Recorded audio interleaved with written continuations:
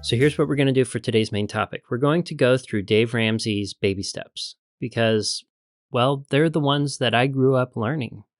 The baby steps are the plan that I wanted to follow, the ones that I felt like I was going to follow for the rest of my life, the ones that I thought conformed to universal financial truths as a kid because they were the only thing that I knew. And we're going to also talk about the money guys. The money guys are neighbors to Dave Ramsey, basically.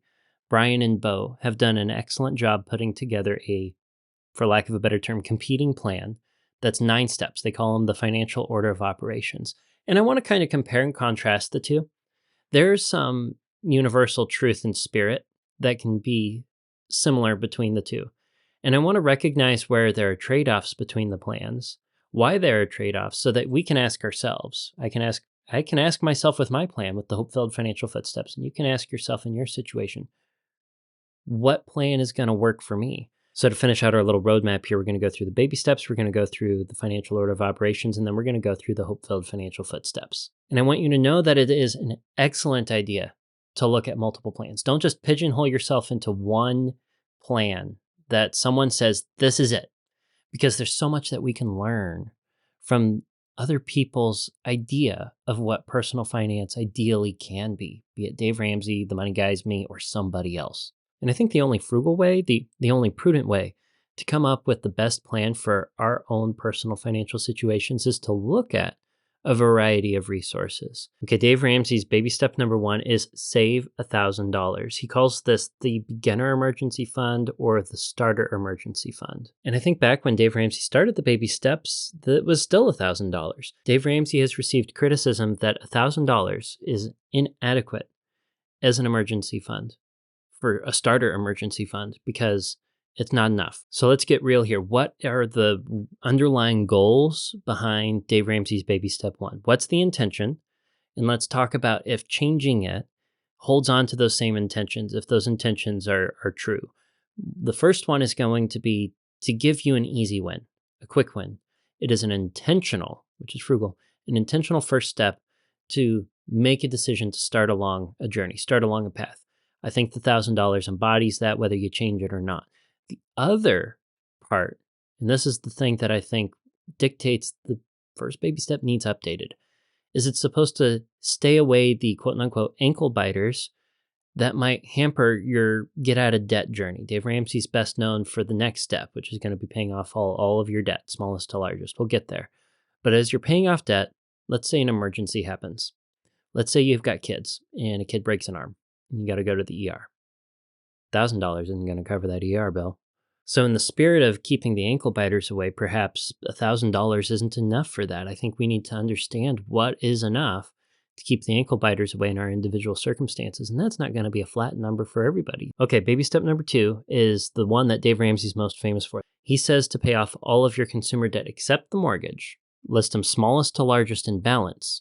Don't worry about the interest rates and just pay them off. Minimum payments on everything except the little guy. Pay everything you can into it. And then as you pay off those debts, the smallest ones, well, you freed up a little bit of a minimum payment that can be rolled into the next one. Now, this stems from Dave Ramsey taking a biblical approach to money. His verse, Proverbs 22:7, says, as he quotes it, "The borrower is slave to the lender." The Bible verse, as I know it, in my translation, is the rich rule over the poor, and the borrower becomes the slave to the lender. Now, in my opinion, straight up means that if you are in debt, you are a slave to the people you owe the money to. Becomes is a little bit more of a process. If you continue to pursue borrowing money, you can find yourself in a place where you are beholden to your lender. And I think there are consumer debts that can really hold us back, restrict our degrees of freedom, our decision-making with our money. I think that is why debt is really a bad idea. I think it doesn't conform nicely to frugality in that sense because it's not efficient if we're paying interest. So let's talk about step number 3. Step number 3 right here is going to be save 3 to 6 months of expenses in your emergency fund. Now, here is the first baby step that gives us a little bit of wiggle room to make our own decision. Our fully funded emergency fund can fall anywhere in that 3 to 6 month range, depending on our personal circumstances. And if you're not confident as to where you fall on the 3 to 6 months for your fully funded emergency fund, that might be a good sign that you could benefit from working with a certified financial planner, a financial advisor, or a financial coach. Baby step 4 is where Dave Ramsey starts to bring up investing. Now, there is something somewhere in between called baby step 3B. That's where Dave Ramsey describes saving up for a down payment. It used to be back in the day. Dave always said you needed a 20% down payment to avoid PMI. As homes got more and more expensive, though, Dave has changed this advice to 5 to 10%, really leaning into the 10% for a first-time home purchase. And for homes thereafter, Dave says really try to stick around that 20% down payment at a minimum. And up to this point, Dave also says you want to avoid any and all retirement investing, any and all taxable brokerage investing, not even your employer match. Dave says you want to focus everything on the getting out of debt stuff. And I appreciate the principled approach to just zeroing in on one focus at a time, doing steps 1, 2, 3, then 4 in order, one solid focus without trying to multitask too much. So let's talk about this. 15% of your income goes to retirement. The spirit of baby step 4 is going to be investing for retirement and start pouring money in there so that you can retire with dignity. Baby step number 5 here is somewhat optional because if you don't have kids, you don't have to save for their college, right? And even if you do have kids, Dave Ramsey, I believe, gives you the wiggle room to say, when it comes to college, they're on their own. Or, I don't believe in higher education. I think Dave still likes the idea of college. So he might say you can skip this if it doesn't conform to your values or what you want for your kids. Baby step 6 is interesting, and it's one that I asked about when I called the Dave Ramsey show last. It's going to be paying off your house and paying it off early. Dave Ramsey says once you hit baby step 4, you do 4, 5, and 6 kind of concurrently. So you're still investing 15% of your income toward retirement. But once step 5 is covered or skipped, well, think about getting rid of your mortgage because your mortgage is still a debt. Borrower is slave to the lender. The Dave Ramsey philosophy says, get that thing out of here. I don't want it anymore. Baby step 7 gives us a little bit more room for freedom of decision. Build wealth and give. This is where Dave Ramsey will tell you if you don't have enough that you've been investing for retirement, with your mortgage completely gone, start pouring a whole bunch of money into retirement and build wealth using the tax benefited accounts that exist to you. Start building wealth in the way you want to build wealth. If you have a dream of doing real estate or starting a business, this is where that lives. And outrageous generosity lives here. Dave is a huge proponent of generosity, of tithing, of giving throughout the whole of this plan. However, when it comes to the build wealth and give step 7, he wants you to turn that generosity up to a place where it couldn't have otherwise been if you weren't financially free, if you didn't have financial peace. So that right there is a summary of the baby steps. Now let's talk about the financial order of operations from the money guys and how it might compare. I'm going to do my best to go through these a little faster. Number 1 is similar to baby step number 1. So I'm going to call it order of operation 1, cover your deductibles. And in listening to the money guys and following them for a few years, this operation's goal is to make sure that when it comes to your insurance, you list out all the insurance you have and you find the one with the highest deductible. It's probably going to be your medical insurance, just in my experience. You want to make sure you at least have that much in savings so that if there's an emergency that year for anything that you're deferring excess risk to that you can't take on, to an insurance company, that you can cover your part. The deductible is the part that you're responsible for. If you have a very high deductible health insurance plan, you might not be deferring enough risk to the insurance company. I know your premium will go up if you lower your deductible, but at some point you have to say, my highest deductible is so high, it's going to take me forever to save up that high. So that's going to be financial order of operation number 1. And I love the spirit here being, let's prudently make sure that we are protecting ourselves so that an emergency, a catastrophe, if you will, does not stop us on our wealth building journey. Number 2, and this one is the first huge deviation, in my opinion, from the Dave Ramsey baby steps, and that is go ahead and get your employer match right now. After you have a security blanket around you, go and get your match. Now let's talk about the spirit behind this. There's free money on the table, and time is never going to be more on your side than it is today.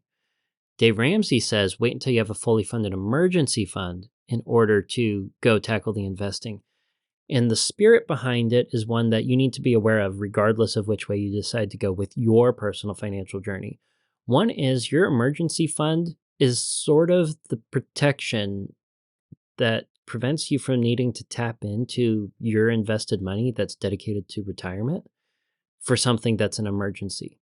You could lean on debt. You could, if something came up, you could go take out debt. But both of these plans have a get out of debt element to them, especially when it comes to high interest consumer debt. So Dave Ramsey's going to be, well, make sure that you have a buffer to protect you from it. And anything that is going to be worse than 3 to 6 months of expenses should be taken care of by insurance. And I'm sure the Money Guys plan revolves around that same spirit. That's why they want you to have your deductibles covered here. But there might be a little bit of a gap, a little bit of a window where there's a catastrophe that doesn't get picked up by insurance, needs some more money, and you don't have enough savings to take care of it. And you need to be very thoughtful, reflective, and prudent when it comes to trying to decide, should I be trying to get the free money in my match? If there is too much of a window right now that I'm not able to cover in a financial catastrophe, it's a little bit of a catch-22 because both plans say that you need a little bit of a starter emergency fund before you pay off debt, but you don't fill it all up until your debt-free journey starts. And some of us have a match, some of us don't. These are the nuances that we really need to think about when we're discerning the best plan for us. If you have any thoughts on this, leave them in the comments below. I'd love to read them. Speaking of the debt payoff element of the plans, order of operation number 3 is going to be pay off your high interest debt. Now, it's really interesting. They, in the financial order of operations, separate debt from high interest and low interest. Low interest most likely being the mortgage. That's like the number one example, but I'm sure you could put some other ones over there. And the high interest ones, go here. Get rid of the high interest debts. They're too much of a risk to your world. You got to stop adding to them. So if you're using credit cards and carrying a balance, I'm pretty sure the Money Guys would tell you to stop doing that if you can't use them responsibly. And in Caleb Hammer's words, you might not be a credit card person, so stop. So here, they say pay off your high interest debt.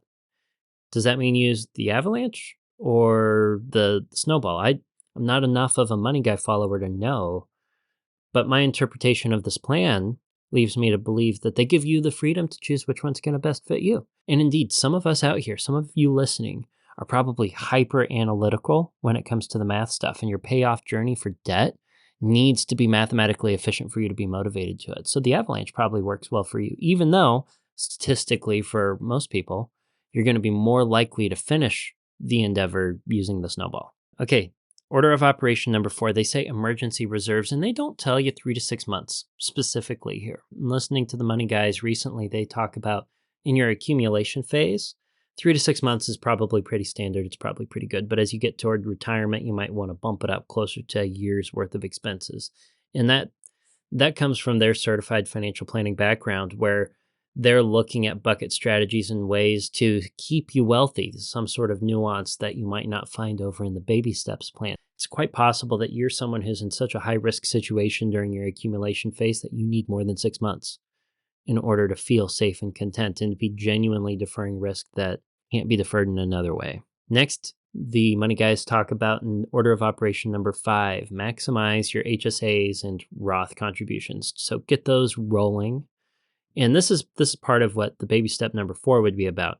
Only they bring up the HSAs. When Dave Ramsey came up with the baby steps, HSAs weren't quite a thing, so they're not part of the baby steps. Dave is a proponent of HSAs, though. He likes them. Where they fit in the baby steps is somewhat nuanced. Order of operation number 6 is going to continue where baby step 4 is, and that's going to be max out your retirement. Now that might seem downright ridiculous, because if you have an employer plan that you can contribute to, the limit, I think for an individual, is over 20 grand here in 2024. It's insane. So are you going to be able to contribute that much? Well, the Money Guys recognize that some of us don't have massively high incomes. So they cap out your overall savings rate, not investment rate, but overall savings rate at around 25%. Now, a lot of that is probably investments because it's going to include your Roth and HSA stuff, your 25%. It's going to include your retirement, and it's also going to include step number 7 here. Order of operation number 7 is hyperaccumulation. And as a part of your 25%, they're going to be talking about basically investing here in brokerage accounts. If you are on track looking at your retirement plan, that you're going to be able to retire ahead of 59 and a half. Well, if you want to retire ahead of 59 and a half and you can't access your retirement monies until that point, you're going to need some sort of taxable account to bridge when you can retire to then. And the other thing that they talk about is you have different tax buckets. You have taxable, you have tax deferred, and you have tax free, the Roth kind of thing. Make sure that you're balancing the buckets according to your strategy and the plan that you've developed with a certified financial planner so that when you hit retirement, you have options. You have degrees of freedom to make decisions that you might not otherwise if you only went with one method for investing. Okay, let's talk about order of operation number 8. This is going to be prepaid future expenses. If you can see the video, there's a little graduation hat, but they're not so rigid into saying that this is just saving for future kids' college stuff. This could very well be buying a rental property or pursuing starting a business. I believe that's the spirit that the money guys are putting into order of operation number 8. And the last one they have on here is number 9, and that's going to be pay off your low interest debt. And I believe the money guys agree that you want to have your home paid off by the time you retire. It's probably a good idea. But they also recognize that, especially with like the 2.5% interest rates, the 2% interest rates that we had on mortgages because of the pandemic, that there is an arbitrage opportunity that can be had if you have a mortgage and you have the cash to pay off the mortgage, but it's making 4.5% in a high yield savings account. It feels mathematically awkward to take that money and pay off the mortgage today. Now, that's not to say that it would be wrong to do that. Dave Ramsey would definitely be a proponent of that in the baby steps. That is a personal behavioral / financial peace choice to make. If you can sleep better at night knowing that the roof over your head is yours, it's paid for. So we've covered the 7 baby steps and we covered the 9 orders of operation. What we're going to do now is look at the 8 hope-filled financial footsteps, your hope-filled financial footsteps. These are the ones that I wrote. They're very much so derivative of the spirit that Dave puts into the baby steps, but I want to make sure that they adapt as technology and time has changed from 30 years ago so that they best fit your circumstances. I want to make sure that they give you the freedom to make your personal financial plan yours, because your circumstances are going to be different than the last client that I talked to. Your behavior, your relationship with money is going to be different than that of my own. And you need to be able to know yourself, know your circumstances, and know financial wisdoms in a way that you can outline something that is uniquely yours. Now, that's not to say that the hope-filled financial footsteps are just loose guidelines that really don't actually hold any weight. The code is more what you'd call guidelines than actual rules. We need to know that there's a balance here. Okay, as a recovering Dave Ramsey apologist, how have I written an 8-step process that is uniquely yours, your hope-filled financial footsteps? First is going to be basically doing what Dave says, get a starter emergency fund, but I'm not going to be rigid in saying that it has to be $1,000.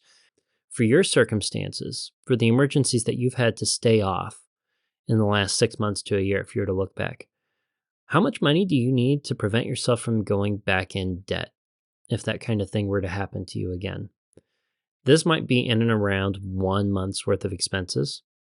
And you can definitely take some of the wisdom from the order of operations and say, all right, what are my deductibles when it comes to my insurance? What's my highest one? Is my starter emergency fund going to be able to cover me on that? And if not, if you want to stop short of that so that you can get moving on the next steps, well, you need to say, am I willing to take on that little gap between my savings and the deductible as additional debt that I'd need to incur in the case of an emergency? And recognize you might not be able to get that little bit of debt depending on the kind of emergency. It's not a circumstance that I like at all, not having your deductible saved up. I really appreciate the money guy's wisdom there. Okay, real quick story on the high deductible stuff. I had a health plan that had just like the most ridiculously high deductible. And it was specific per person, even on a family plan. So my wife and I were on it right after we got married, right? And the deductible was almost almost $15,000 per person. That was in network. The deductibles doubled if you're out of network. I don't think that is a reasonable starter emergency fund, for example. That's way too much. Thank goodness we don't have that plan anymore. But I write it out here as save $1,000 to $4,000 as fast as possible. And when I say fast, I mean really fast. I mean, if you can do this in a week or two, get her done. HopeFilled Financial Footstep number 2 is called Take Control. So the insurance thing is one part. Don't get caught up too much in the weeds. You should already have insurance in place, but you can review what insurance you have and try to figure out if you have anything that's redundant that you don't need.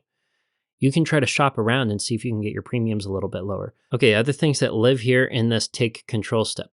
I think that you need to be able to write down your plan for your money if you're going to be able to control it. Writing your plan down is a scientifically proven way, we talked about it on the first episode this year, to improve the odds that you actually stick to a plan. That's why having a budget is super valuable. I highly recommend that you go back to the episodes where I covered budgeting in depth if you're just starting your budgeting journey. If we're trying to get out of consumer debt, we need to stop adding more to it. If you have credit cards and you are carrying a balance on them, I'm not going to tell you to go cut them up right now, but at the very least, go get yourself a little Tupperware, fill it halfway up with water, throw the credit cards in and pop that sucker in the freezer. That way you're not tempted to use them anymore, and delete the memory that you have on your phone and your computer and the commerce sites that are connected to those cards. You're just not going to use them anymore. And lastly, for this one, don't go alone. If you're married, make sure your spouse is on board with you. You cannot go on this journey for hope-filled financial success without being arm in arm with your spouse. And if you're single, make sure that you have someone in your life who you can talk to about this. It could be a financial coach. It could be a best friend. It has to be someone, though, that you're comfortable with showing your financial plan and talking about it. Like you can pop in and out of each other's lives and say, hey, I know that around this time you're going to be moving on to HopeFilled Financial Footstep number 3. Why haven't you gotten there yet? And so that's what we're going to do now. Debt freedom. And this is very, very similar to baby step number 2. I believe in using the debt snowball method, but I'm not going to yell at you if you do the avalanche, if that's the kind of thing that is going to make you more motivated to pay off debt. HopeFilled Financial Footstep number 4 is going to be fill your emergency fund, 3 to 6 months of expenses. And it can very well be different for you. I think that is good conventional wisdom. And as part of this, make sure that you update your insurance deductibles. If you can now afford a higher deductible plan in order to get your premiums down, free up some more of your income. And if you need a little bit more to feel comfortable, well, you can go a little bit higher. You don't want to have so much of an emergency fund that you're sidelining money that could otherwise be growing. Because when it comes to emergency funds, we don't want them invested in a place where they could go down in value and put us at high risk. We can't afford to have our emergency fund invested.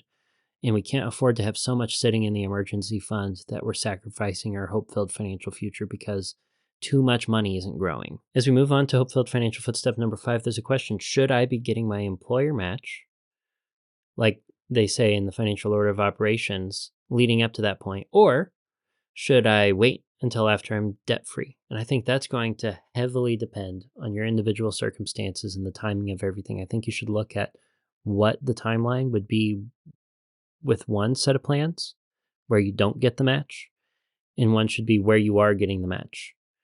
See how much of a delay there is. Does it change your world? And does by skipping your employer match put you at a place where it's going to be a lot harder to save up in HopeFilled Financial Footstep number 5 to make your retirement dreams a reality? I think we can all take the step to critically look at this. And if we can't do it on our own, look at it with an expert and decide for ourselves whether we should be getting a match or if we need to really be pouring everything we can into our debt payoff journey and saving up that fully funded emergency fund first. So let's talk about this one. Dave Ramsey says save 15% of your income. The money guys say save 25%. Dave Ramsey's 15 is specific to retirement. The money guys' 25% includes HSAs and brokerage accounts. I'm going to say that there are a lot of different approaches out there to securing your financial future, to securing retirement. I'm personally subscribed to the idea of coasting FI. I like the idea of getting a big enough lump sum that if later in life, as things get messy here in my 30s and 40s, if I have to slow down or stop contributing because of an emergency or things are just tight or I lose my job, I don't feel like I'm sacrificing my future retirement because of it. I know the nest egg that I have in there is going to be able to continue growing enough that I can retire with dignity in and around 60 years old, give or take 5 years. But that involves saving up a lot of money really young and way exceeding 15%, maybe even exceeding 25% in order to hit that point. And that might not be a good plan for you. You may not like the idea of coasting FI. You might want to have something that's more of a fixed number with a little bit of a safety factor in it. But how much you need to save in order to retire is going to be heavily dependent on not only your income, but your age. So you need to look at your circumstances and do some projections. Start talking with a financial coach or a financial advisor and figure out, how much do I need to be saving each month right now in order to retire when I want to retire? And is that going to be feasible? That plan is going to be so specific to your circumstances. I cannot, in good faith, subscribe to a flat percentage and say, yep, just do this. I think you need to understand that getting started investing as soon as possible is a priority first and foremost, not to get paralysis of the analysis when it comes to this, but also know that you need to understand how much is going to be enough, how much you need to be putting in there in order to make it enough. This is why I raised such a stink over the Dave Ramsey 8% safe withdrawal rate thing, because we got to be able to start with the end in mind. We got to know, what is my retirement number? How much money do I need to retire, and how much do I need to be investing right now in order to make it happen? And do I want to hit that number early for the sake of coasting FI, or even fire, full fire, fat fire, lean fire, doesn't matter to me. What is your plan for securing your future? Figure that out and enact it in HopeFilled Financial FootStep number 5. Okay, next I call 401 Kid. I'm a huge proponent of teaching kids how to save well with money. 401 Kid is basically offer a match to your children for savings goals that you approve of as an adult. I know that not everybody approves of higher education or thinks it's what they want to be doing for their kid. But if you have your future secured, you're on track, and you've got some discretionary income that you could be pumping into the kids' world, it could be like, for example, saving up so that they can really pour their heart and soul into some competitive sports more so than they otherwise could have. But I like the idea of them having some skin in the game. If they're old enough to work and earn money, give them a match. Give them an opportunity to save. You're saving up for a car, college, sport, some sort of major goal that you think is awesome for them. Say, I will match you, but give it a limit. Goodness me, please give it a limit. There's a lot more to be said about 401 Kid, HopeFilled Financial FootStep number 6, but I'm going to save that for an episode specifically on it later this year. Okay, let's talk about number 7. This is where things might get a little bit more controversial again when it comes to when do you pay your mortgage off. Baby step 6 was pay off your mortgage early. Order of operation number 9 was pay off your low interest debt. So how do you make decisions in and around when you pay off the mortgage? Well, I think it definitely comes after step number 5, where you know that your future, your retirement, your plan is secured, and you are moving in the direction of being able to retire with dignity. When it comes to retiring with dignity, we can retire with a much smaller nest egg if we don't have a mortgage over our head, because a mortgage represents a huge portion of our burn rate. By all means, I'd say the thing I'd be more strict about is pay off your mortgage before you retire. And if you want to pay it off before then, regardless of the arbitrage opportunity there, I think that's a decision that you can make on your own. I'm going to cover this more specifically on an episode fully dedicated to HopeFilled Financial FootStep number 7. So please like, follow, share, and subscribe if you don't want to miss it. And that takes us to the final HopeFilled Financial FootStep, which is live and give the dream. And I'm not going to say build wealth, because not everyone's dream is to die with the most money. It's not to pour a massive amount into our retirement funds so that we have a big pool of generational wealth to pass down or spend in retirement. That's a decision you make back up in number 5. Right now, 8 is your dream. I mentioned the book before, Your Money or Your Life. Asks a great question. If you didn't have to work for money, what would you do? If you were financially independent, what would you do? And that's going to be step number 8 here. HopeFilled Financial FootStep number 8 is hitting that dream of financial independence and pursuing the thing we would do if we didn't have to work for money. That could very well be continuing with the job or the career you have now if you love it and you don't want to leave it. That can be your dream. That's awesome if you want to do that. It could be starting your own business. It could be getting into real estate. It could be starting a hobby. It could be getting a vacation home and spending a lot of time with family and taking them on some awesome vacations if you have kids and grandkids. You heard me mention it when talking about the retirement stuff. You heard me talk about it when I called Dave Ramsey Show. I think it's best to start any plan with the end in mind and to not invest into any plan that you don't understand. Before you start on the plan, I want you to have a good vision in extreme detail of what that dream is. If you didn't have to work for money, what would you be doing right now? It should be written. It should be written under your hope-filled financial footstep number 8 is the goal that you're striving for. And when you write that down, you can backtrack and write down the specific parts of all 8 steps that are particular to you, that make them yours, and have a guided plan with steps that have the spirit of what works really well from the baby steps and wisdom gleaned from the financial order of operations to live out your hope-filled financial future. These steps are going to be the structure for the whole of the year for this podcast. I'm going to be going into each one of these in more depth and covering topics in and around each of these footsteps as we go through the year. If you made it to the end, please consider following or subscribing so that you can join us on that journey. Please consider following this plan with me as we move through 2024 and beyond. And until next week, until next Tuesday, budget bravely and enjoy your hope-filled financial future.